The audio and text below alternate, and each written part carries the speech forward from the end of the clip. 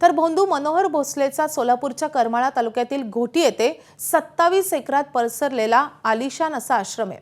आश्रमात दर अमावस्येला अनेक बड्या राजकीय नेत्यांसोबत शेकडो लोक यायचे। बाबाला भेटण्यासाठी 11,000 रुपयांची पावती फाडायला लागायची। या आश्रमाबाहेरून याचा आढावा घेतलेला आमचे प्रतिनिधी सुनील दिवाण यांनी। करात प्रकरणानंतर सोलापूर जिल्ह्यातील बाळूमामांचे शिष्य किंवा प्रति बाळूमामा म्हणून ज्यांनी स्वतःची ओळख निर्माण करायचा प्रयत्न केला होता त्या भोसले मामांना अटक करण्यात आलेली आहे। आज त्यांना माढा न्यायालयात हजर करण्यात येणार आहे। हा त्यांचा आलिशान आश्रम आहे। सर्व ठिकाणी CCTV वगैरे लावलेले जवळपास 27 एकर या क्षेत्रावर हा पसरलेला आश्रम आहे। या ठिकाणी अनेक VIPंची वर्दळ दर अमावस्येला इथं चालत राहते। मात्र घोटी करमाळा तालुक्यातील घोटी गावात असलेल्या या आश्रमामध्ये स्थानिक लोक मात्र या ह्याच्यामध्ये कधी सहभागी होत नव्हते। आता आपल्यासोबत घोटी गावचे सरपंच आहेत काकासाहेब राऊत आणि बाकीची मंडळी आहेत।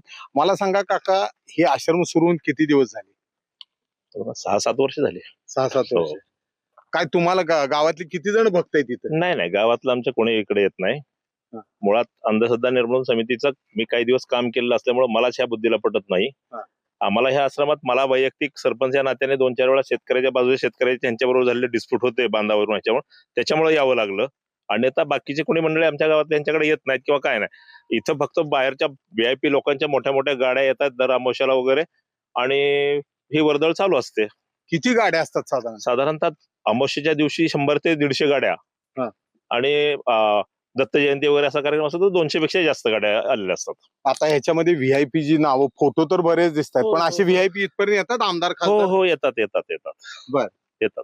मग ह्यांचा गावकऱ्यांना काही दाब दबाव का असतोय का? नाही, यांना मुळात स्थानिक लोकांची यांना अडचणच वाटत असल्यामुळे गावकरी ह्यात सहभागी होऊ नयेत हीच यांची तशी इच्छा आहे। कारण यांना स्थानिक लोकांचा डिस्टर्बन्स वाटतो। अगदी हा आपण उभा राहिला हा रस्ता सुद्धा त्यांचं बंद करायचं नियोजन चाललेलं होतं। इथं खाली पाझर तलाव आहे, त्या पाझर तलावातलं क्षेत्रही त्यांनी बळजबरीने ताब्यात घ्यायचा प्रयत्न केला होता, पण आम्ही गावकऱ्यांनी त्यांना विरोध करून तो प्रयत्न त्यांचा हाणून पाडला। म्हणजे ग्रामस्थ त्याच्या बरोबर नाही? ग्रामस्थ कोणी आमच्यात त्यांच्या बरोबर नाही। ABP माझा, उघडा डोळे बघा नीट।